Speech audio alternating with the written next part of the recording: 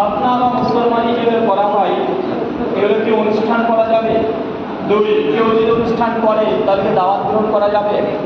এটা ফুকাহাদের মধ্যে ইখতিলাফ আছে।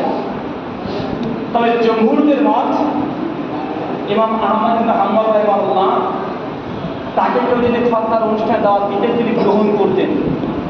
শাইখুল ইসলাম ইবনে তাইমিয়া রাহিমাহুল্লাহ তিনিও খতনার অনুষ্ঠান যদি কেউ করে যদি দাওয়াত দেয় তিনি গ্রহণ করার জন্য অনুমতি দিয়েছেন। ইমাম কুলামা আল-মুফতির মধ্যে আরো অনেক সালাফগণ থেকে নকল করেছেন। তবে এটা সুন্নাত নয়। কি এটা সুন্নাত নয়, মুস্তাহাব।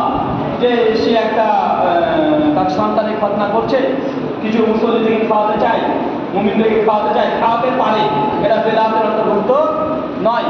ইবনে উমর থেকে একটা রিওয়ায়াত পাওয়া যায় তার সন্তানের খতনার অনুষ্ঠানের ব্যাপারে। আদম মুফরাদুল বুখারীর মধ্যে একটা হাদিস এসেছে খতনার অনুষ্ঠানের ব্যাপারে, আলবানী হাদিসকে দুর্বল বলেছে, শেখ সোহেব আল-নাওম আজকে হাসান বলেছে। ফুকাহাদের মত হচ্ছে এটা অনুষ্ঠান করাটা বাধ্যতামূলক নয়, এটা করা সুন্নাত নয়, কিন্তু কেউ যদি করে জাস্ট মুস্তাহাব একটা কাজ, দাওয়াত দিলে দাওয়াত গ্রহণ করতে পারবেন। শুকরিয়া। ঢালাই করছেন এখন যদি মনে করেন যে ঢালাই দিচ্ছেন বাড়ি, মানুষকে আপনি খাওয়াবেন, দিয়ে একটা হজের সময় বেশি নিয়ে কি হবে চলে খবর আছে। আর এই মানুষকে আপনি খাওয়াতে চান, প্রতিদিন দাওয়াত দেন না, আমাকেও দাওয়াত দেবেন, আমি চলে আসবো। বুঝতে পারলেন ভাইজান? এই যে এগুলো ধর্ম নয়, মনে একটা ধর্ম আর একটা দুনিয়াবি ট্র্যাডিশন।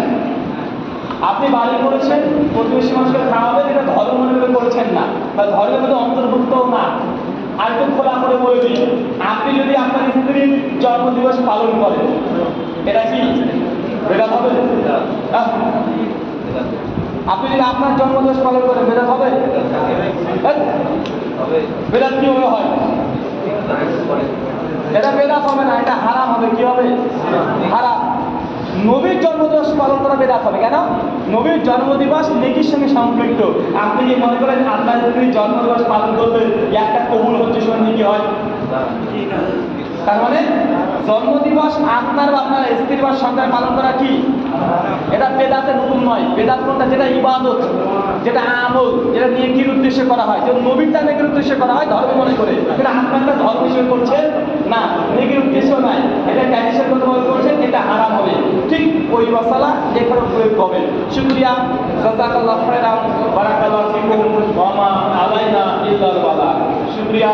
সুবহানাকাল্লাহুম্মা ওয়া বিহামদিক, ওয়া আশহাদু আল্লা ইলাহা ইল্লা আনতা আস্তাগফিরুকা ওয়া আতুবু ইলাইক। আসসালামু আলাইকুম ওয়া রাহমাতুল্লাহি ওয়া বারাকাতুহু।